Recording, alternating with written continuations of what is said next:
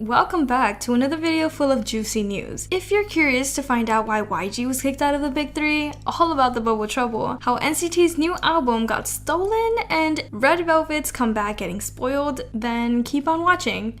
In the past few days, YG Entertainment has been making headlines again. The company is notoriously known for getting into scandals, but this time is no different. On May 5th, the popular Korean news channel SBS News reported that numerous YG Entertainment executives, including the company's CEO, were caught insider trading. These executives were caught during the police investigation regarding the Burning Sun scandal, which happened back in 2019. As the reports say, numerous executives and people who are not even related to the company acquired shares of employee stocks while borrowing employees' names. It was reported that YG's CEO, Hwang Bo-kyung, had acquired the stocks while allegedly using the name of a manager, Kim. The profits that were made through the stocks were then supposedly used for the cost of construction and other living necessities. Now, does this company ever stop? Along with Hwang Bo-kyung, the former CEO and Yang Hyun-suk's brother, Yang Min-suk, was another person who allegedly received some illegal shares of the company by using the name of the employee, Ha. Now, due to this mess brought by the Burning Sun scandal, these illegal actions would almost go unnoticed if Yang Hyun-suk didn't play a huge role in the club scandal as well. A thorough investigation uncovered all of the unlawful trades in shares. A representative from the company decided to release a statement regarding the situation in which they said, "The demand for the company employee stocks was hitting a low, so we inevitably decided to complete borrowed name transactions." Now, in the nature of YG Entertainment,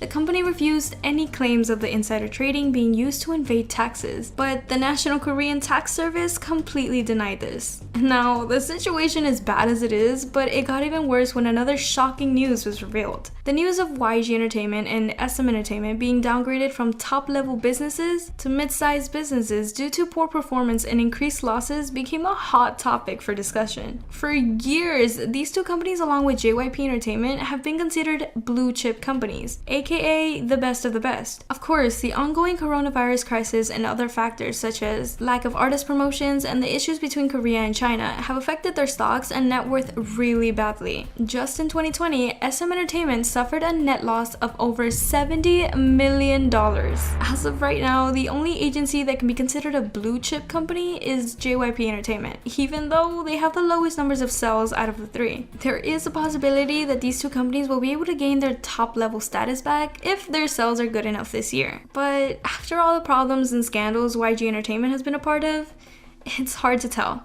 Now, what happened to NCT and a certain K-pop store in the USA was definitely not deserved. There has been a clip from the news going around among the NCT fandom, and it's kind of crazy. The first K-pop store that opened just a few years ago in Houston, Texas, was unfortunately the victim of a robbery. The thieves were accused of stealing a huge amount of NCT 127's limited edition Loveholic albums. The store called Eve Pink have shared a clip on their TikTok of the news segment. An unknown individual could be seen running into the property of the store owner's own home address and stealing a box full of albums just seconds after it was delivered. Sung B, the store owner, shared a few words regarding the incident. "We received all of our products directly from Korea. On April 19, one of our most long-awaited shipments that contained NCT 127's special Japanese limited edition release albums was stolen as soon as it was delivered to our residential area. Since Eve Pink opened in 2016 as the first K-pop store in Texas, the owner and staff were saddened by the incident and the $568 worth of merchandise stolen. As they are still a small business, Sungbi shared that it hurt them greatly. Because the albums were a limited edition, there is only a certain amount of albums released, and then after they sell out, they are no longer printed. On top of that, they are quite difficult to get in the first place. The store has made a post on Instagram wishing for the albums to be returned back to them as they decided to not even press any charges or take any legal actions. Hopefully, the culprit will return the album safely and the store won't have to suffer a huge loss.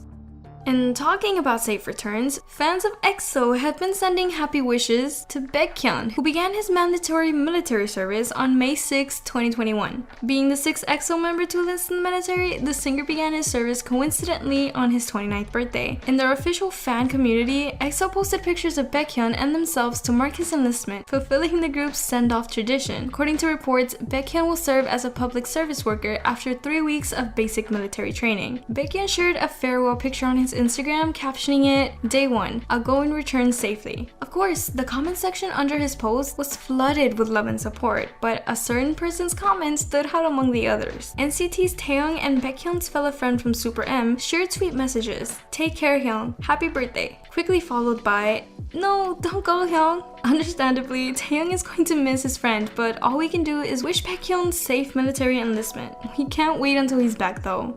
Okay, to stay on the topic of coming back, the fans of Red Velvet might be getting their long-awaited comeback real soon. It's already been 500 days since Red Velvet's last comeback, Psycho, so it's understandable that their fans are getting a little impatient. Now, the producer of Psycho, a talented man called Drew Scott, might have hinted when it's all going to happen. The producer is known for his great relationship with Reveloves, as he often engages in conversations with them on Twitter. Scott is also known to be one of the biggest supporters of the group, constantly praising the artists for their skills and talents. When Wendy finally made her comeback on the stage of SM Town Live Culture Humanity online concert, after her incident, Scott became her biggest hype man. To this day, Psycho has sold over 13 million units, which is incredible, and some people even call it the best K-pop song ever. One of Red Velvet's fans jokingly encouraged Scott to tell SM Entertainment to release the girls from the basement and give them a comeback in June. Another fan replied to the tweet saying that July is better since June is already packed with so many comebacks from other groups. Scott saw this tweet and replied with July ...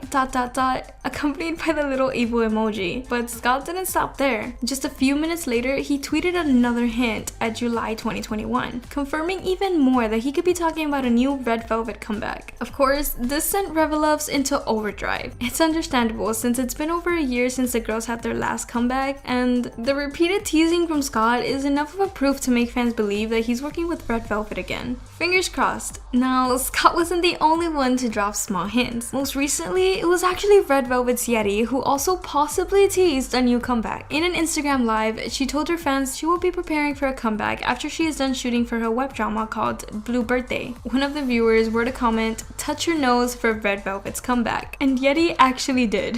After Psycho was such a massive hit, everyone is eager to see what surprise Red Velvet has been preparing for us.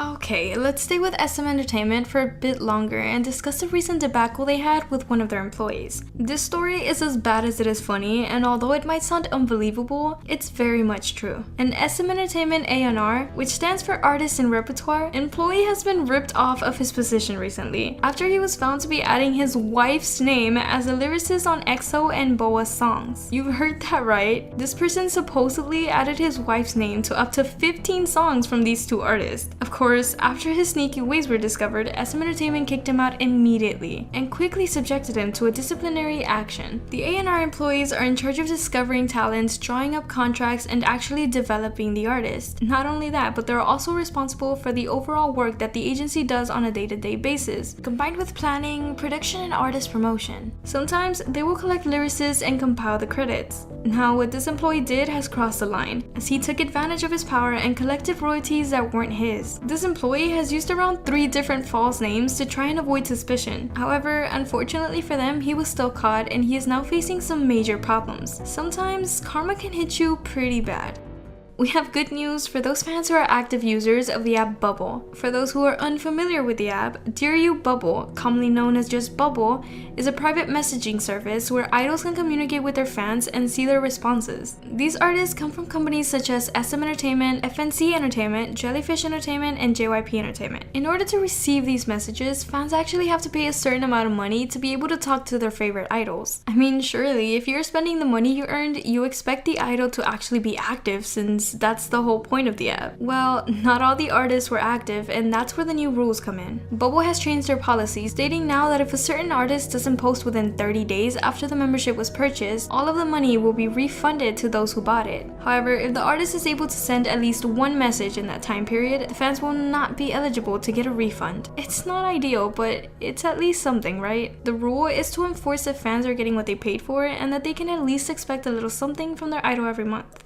What about you guys? Do you think SM and YG will be able to become top-level companies again? Let us know in the comments just how much you are excited for Red Velvet's new comeback. Thank you for watching. Bye!